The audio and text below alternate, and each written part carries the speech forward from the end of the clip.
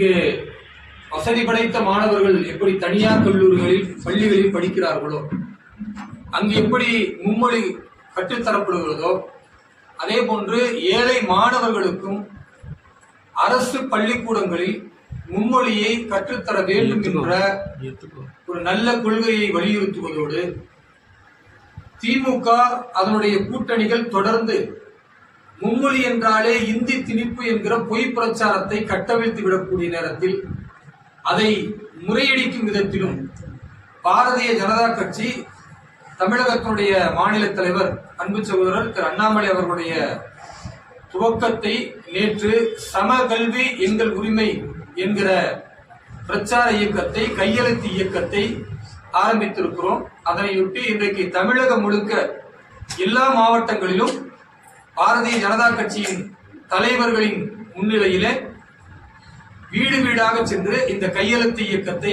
மிகச்சிறப்பாக நடத்தி கொண்டு வருகிறோம். 1965ஆம் ஆண்டு காங்கிரஸ் ஆட்சி காலத்தில் திட்டமிட்டு தமிழக மக்கள் மீது ஹிந்தி திணிப்பு என்கிற ஒரு கொடிய நிகழ்வை ஏற்படுத்தினார்கள். அன்றைக்கு இருந்த திமுக உள்ளிட்ட கட்சிகள் அதை எதிர்த்தார்கள் என்றால் அதில் ஒரு நியாயம் இருக்கு. ஆனாலும் கூட அவர்கள் எதிர்த்தது ரயிலே போகாத தண்டவாளத்தில் தலை வைத்து படுத்து நாங்கள் பெரிய உயிர் தியாகம் செய்வதற்கு தயாரானோம் என்றெல்லாம் ஒரு பிரச்சாரத்தை ஆரம்பித்தார்கள். ஆனால் இன்றைக்கு பாரத பிரதமர் திரு நரேந்திர மோடி அவர்கள் மிக தெளிவாக ஒவ்வொரு மாநிலத்தில் கல்வி பயிலக்கூடிய அந்த மாணவர்கள் அவர்கள் விரும்புகிற பாரதத்தினுடைய ஏதாவது ஒரு மொழியை கற்பதற்கு வாய்ப்பை ஏற்படுத்தி தந்திருக்கிறார்கள்.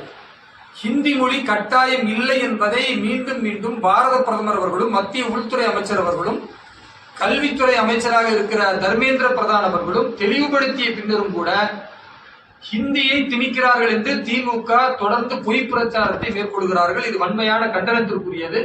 ஆரம்ப காலத்தில் எல்லாம் பகுத்தறிவு என்று சொல்லி கடவுள் மறுப்பை சொன்ன இந்த திமுக கயவர்கள் இன்றைக்கு எப்படி மும்மொழி கொள்கையை தேவையற்ற முறையில் தமிழகத்தில் தவறாக பிரச்சாரம் செய்கிறார்களோ, அதே போன்று இவர்கள் தொகுதி வரையறை என்பதை தமிழகத்திற்கு குறைத்து தருவார்கள் என்ற ஒரு பொய் பிரச்சாரத்தை மேற்கொள்கிறார்கள். தமிழக முதல்வர் நேற்று சென்னையில் அனைத்து கட்சி கூட்டம், அந்த கூட்டத்தில் அவர் என்ன சொல்றாரு, நமக்கு குறைந்து போய்விடும், தமிழகத்திற்கு மத்திய அரசு வேண்டும் என்று பாராளுமன்ற உறுப்பினர்களை குறைப்பார்கள் என்கிற ஒரு பொய்யான கணக்கை சொல்கிறார். எப்பொழுது தமிழக முதல்வர் ஐயா ஸ்டாலின் அவர்கள் ஜோசியம் பார்க்க ஆரம்பிச்சாருன்னு தெரியல. பொதுவாக அவர் ஜோசியத்தில் நம்பக்கூடியவர் இல்லை. பாரத பிரதமரோ அல்லது பாராளுமன்றத்தின் அவையிலோ இது போன்ற பாராளுமன்ற உறுப்பினர்கள் கூடும் குறையும் என்று எந்த பேச்சும் இல்லாத பொழுது திடீரென்று அவருக்கு ஞானோதயம் வந்து அனைத்து கட்சி கூட்டம் என்று அறிவித்து எல்லாரையும் அமர வைத்து நமக்கு குறைத்து தருவார்கள் என்று சொல்லுகிறார் என்றால் நிச்சயமாக அவர் ஜோசியம் பார்த்திருக்க வேண்டும். ஜோசியத்தை நம்பாதவர் அவரே ஜோசியம் பார்க்கிறார் என்றால் இது தமிழக மக்கள் புரிந்து கொள்ள வேண்டிய ஒரு முக்கியமான விஷயம். தேவையற்ற பதட்டத்தை, தேவையற்ற பிரச்சனைகளை இவர்கள் தொடர்ந்து செய்வதற்கு காரணம் திமுக ஆட்சியுடைய தோல்வி. எல்லா விதத்திலும் இந்த ஆட்சி தோல்வியில் இருக்கிறது. கனிம வள கொள்ளை அமைச்சர்களே நடத்தக்கூடிய காட்சியை பார்க்கிறோம். அதே போன்று திமுக அமைச்சர்கள் ஊழலில் குறையோடி போயிருக்கிறார்கள். கைது செய்வதற்கு தயாராகக்கூடிய நிலையில் தான் இன்றைக்கு பல அமைச்சர்கள் காத்துக் கொண்டிருக்கிறார்கள். அது மட்டுமல்லாம நீங்கள் தமிழகத்தில் பார்த்தீர்கள் பாலியல் வன்கொடுமைகள், கூட்டு பாலியல் வன்முறை, அதே போன்று கொலை, கொள்ளை, போதைப் பொருள்கள், இப்படி எல்லா விதத்திலும் சொன்ன வாக்குறுதி மீறல் எல்லாவற்றையும் முறையடிக்கும் விதமாக பாரதிய ஜனதா கட்சி மக்கள் மன்றத்தில் நாங்கள் பிரச்சாரம் செய்யும் பொழுது அதை திசை திருப்புவதற்காகத்தான் இந்த மும்மொழி கொள்கையை ஏதோ ஹிந்தி மொழி திணிப்பு என்று ஒரு பொய் பிரச்சாரத்தை திமுக கையில் எடுத்திருக்கிறது. சம கல்வி எங்கள் உரிமை என்கிற இந்த கையெழுத்து இயக்கத்தை ஒவ்வொரு வீடுதோறும் தமிழகத்தில் உள்ள மக்களுக்கு நாங்கள் கொண்டு செல்வோம். திமுகவுடைய பொய் பிரச்சாரத்தை முறியடிப்போம். ஹிந்தி மொழி என்பது திணிப்பு என்பதை காங்கிரஸ் ஆட்சி காலத்தில் தான் ஆரம்பிக்கப்பட்டதே தவிர அது பாரதிய ஜனதா கட்சியின் கொள்கை அல்ல. பாரத பிரதமர் நரேந்திர மோடி அவர்கள் தமிழக மக்களை நேசிக்கிறார். தமிழக மக்கள் வளர்ச்சி பெற வேண்டும் என்று விரும்புகிறார்.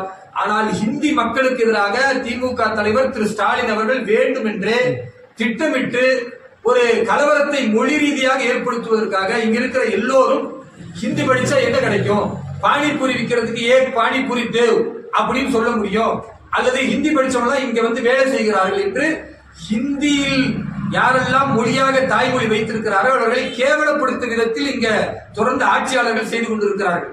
நாங்க என்ன கேட்கிறோம், மகாராஷ்டிராவில் நீங்க போய் பாருங்க, ஏராளமான தமிழர்கள் அங்க இட்லி கடை வைத்து பிழைப்பு நடத்துறாங்க. உத்தரப்பிரதேசத்தில் போய் பாருங்க, ஏராளமான மக்கள் இங்கிருந்து போய் அங்க தொழில் செய்கிறார்கள்.